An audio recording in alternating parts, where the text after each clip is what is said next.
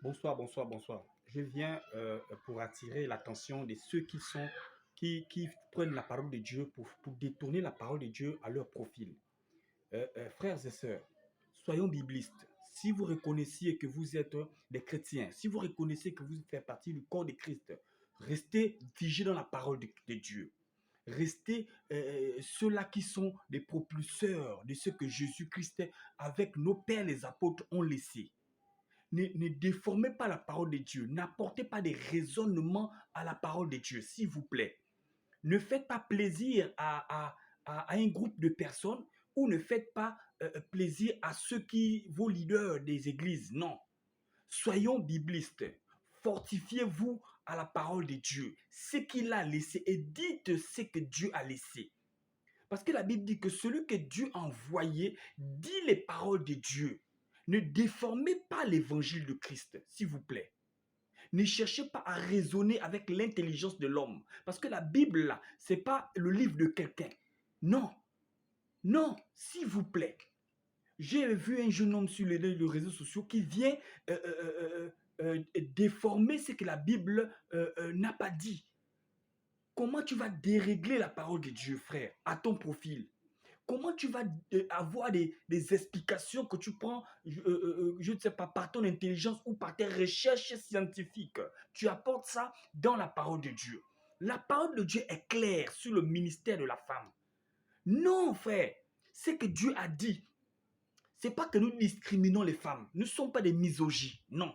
Mais nous respectons, nous lisons ce que la Bible dit, ce que la Bible a dit. On n'a pas dit que Paul a dit ça, c'est parce qu'il y avait problème à Corinthe. Non, ça c'est des raisonnements.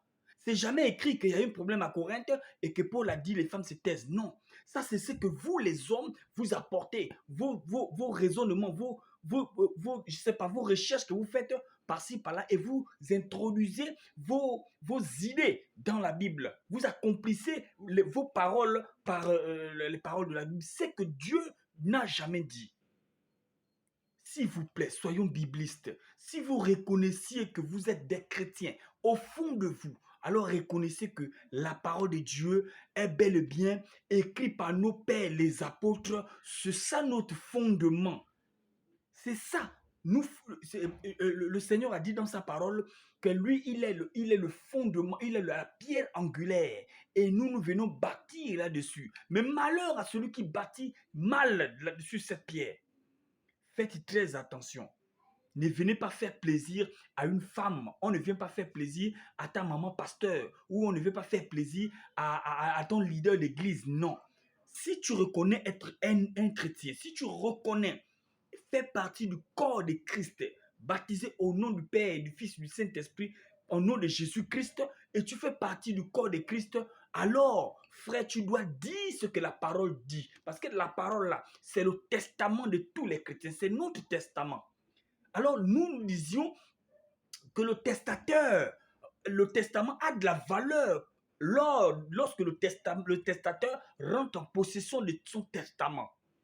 Mais lorsque nous rentrons en possession de notre testament, quand on ouvre le testament, on nous dit clairement que la femme doit garder son silence lorsque l'assemblée des saints se réunissent. Nous n'avons pas dit, nous n'avons pas, nous ne doutons pas que la femme a sa place dans le corps de Christ. Mais maintenant, ce qui régime des femmes en ministre, c'est ce qui est dangereux. Êtes-vous sûr que Dieu était-il bête de nommer les hommes comme apôtres, non des femmes? Êtes-vous sûr que Jésus n'était pas sage de nommer les apôtres ou les pasteurs hommes, non des femmes? Êtes-vous sûr que Jésus n'avait pas pleinement sa raison de nommer des hommes comme prophètes, comme apôtres, comme évangélistes et non des femmes? Êtes-vous sûr que vous êtes plus expérimenté ou plus intelligent que Dieu ou bien plus connaisseur que Jésus? Vous êtes sûr? Alors, bien aimé, s'il vous plaît, de grâce, arrêtez, vraiment arrêtez le dérèglement, là. Arrêtez de toujours raisonner, arrêtez de toujours chercher à introduire ce qui n'est pas introduit dans la Bible. Arrêtez d'ajouter des choses dans la Bible. La Bible est claire là-dessus. N'ajoutez rien et ne soustrayez rien. Pourquoi vous voulez forcément que la femme puisse prêcher? Pourquoi vous voulez forcément que la femme puisse enseigner? Pourquoi? Pourtant, la femme peut servir Dieu, comme il y a des femmes dans Luc, les femmes qui ont assisté Dieu de leur bien. Ça, c'est une manière de servir le Seigneur. Pourquoi forcément il faut que la femme puisse enseigner? Pourquoi? Pourquoi? En fait, c'est ça que moi je ne comprends pas. Et il y a des gens qui défendent cela. Pourtant, nous, les vrais initiés de la part de Dieu, si nous on dit que la femme se taise parce que c'est écrit, nous on n'ajoute rien, on ne retranche rien. C'est écrit. Maintenant, à vous, montrez-moi un verset, un seul verset où le Seigneur autorise le ministère de la femme, où le Seigneur autorise que la femme enseigne. Un seul verset, dans Genèse jusqu'à Apocalypse. Celui qui a le verset, il m'écrit en commentaire. Comment le monde va être comme ça là?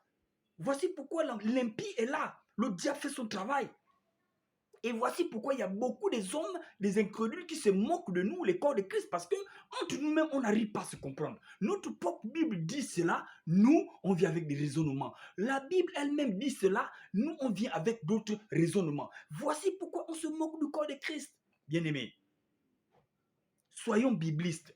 Celui qui reconnaît être chrétien, je dis bien sûr, je parle à celui qui reconnaît être chrétien, corps de Christ, qui a la relation personnelle avec Dieu, reconnaît que la parole, quand il tient la Bible, là, quand il lit ça là, c'est la parole de Dieu. Je vais lire un verset court, toujours, le verset que tout le monde connaît. Je vais lire toujours Apocalypse, je vais lire 1 Corinthiens 14, verset 33 à 38, mais je vais juste aller au verset 36. Là où il dit, au 35 d'abord, si elles veulent s'instruire sur quelque chose, qu'elles interrogent leur mari à la maison, car il est malséant à une femme de parler dans l'église. Vous allez me dire que, mais ceux qui n'ont pas de femmes, je laisse tomber, on avance. Est-ce de chez vous la parole de Dieu? On vous pose la question. Et là, vous allez dire que non, Paul a dit cela, c'est parce qu'il y avait le désordre à Corinthe. Non, désolé. Désolé, il n'y avait pas de... S'il y avait le désordre à Corinthe, Paul devait préciser cela, que cela ne vient pas de Jésus, de Dieu, mais cela, c'est moi qui le dis. Comme dans Corinthiens, je crois, 7, il le dit, ceci vient de moi, c'est moi qui le dis, et non le Seigneur. Et quand c'est la parole du Seigneur, Paul explique là-dessus, il le dit, ceci, c'est pas moi, c'est le Seigneur qui le dit. Pourquoi vous voulez mélanger les choses, frère? Pourquoi vous êtes comme ça? Pourquoi vous êtes... Moi, je vous comprends. Pourquoi? Attends. Pourquoi vous voulez seulement automatiquement que la femme doit prêcher? Pourquoi? Pourquoi? Et vous donnez le poids quand vous faites des choses comme ça. Même nous, les Africains, dans le corps de garde, quand tous les vieillards se réunissent, dites-moi, quand les vieillards parlent, quand les vieillards arrangent un problème, dans tout, je parle des Africains, dans le monde entier, ils m'écoutent. Celui qui est africain sait que dans notre culture africaine, là, quand on se réunit tous dans le corps de garde, dites-moi, si la femme peut se lever pour parler, dites-moi, que quand le vieil papa a un problème, est-ce qu'il met la femme à parler à sa place? C'est lui qui parle, c'est lui qui arrange, c'est lui le maître, le chef. Mais la Bible aussi vient pour nous dire cela, vous dites non. Il faut, là, c'est pas ça. La femme doit prêcher. Si ta maman pasteur t'a déjà envoûté, ou bien elle t'a déjà, je ne sais pas, mis entre ses pieds, ça c'est ta regard que toi. Et tu n'es pas chrétien. Mais nous, les vrais initiés de la parole de Dieu, nous, les vrais initiés de la parole de Dieu, nous qui suivons le corps de Christ, nous qui connaissons l'écriture que nos pères les apôtres ont laissé, la Bible dit bien que est-ce de chez vous que la parole de Dieu est sortie, ou à vous seul qu'elle est parvenue? Si quelqu'un croit être prophète, écoutez bien la partie là, si quelqu'un croit être prophète ou inspiré, être inspiré, qu'il reconnaisse que ce que je vous ai écrit là est un commandement du Seigneur. Maintenant, vous qui dites que non, c'est Paul, Paul a dit ça, c'est parce qu'il y avait beaucoup de plaies à Corinthe, et puis, j'entends le raisonnement du petit là, il est même peu quand même, je sais pas quoi. Il dit non, c'est lorsque Paul, il y avait des femmes prenaient la parole sans les donner, il posait toutes les questions, les femmes posaient toutes les questions, c'est comme ça que Paul a dit non, que la femme se taise. Ça, c'est des histoires, ça, c'est le raisonnement du démon, c'est le diable qui veut entraîner beaucoup de gens dans la perdition, et le diable agit maintenant par malice, parce que c'est malin. Et là, c'est la manière pour lui d'agir. Il dit bien ici, est-ce de chez vous que la parole de Dieu est sortie, ou à vous seul qu'elle était parvenue, si quelqu'un croit être prophète ou être inspiré de la part de Dieu, qu'il reconnaît, ça veut dire que celui qui connaît que je suis un prophète, comme nous les vrais initiés là, nous on reconnaît que ceci est la parole de Dieu. On ne peut pas dire que c'est Paul. Donc arrêtez.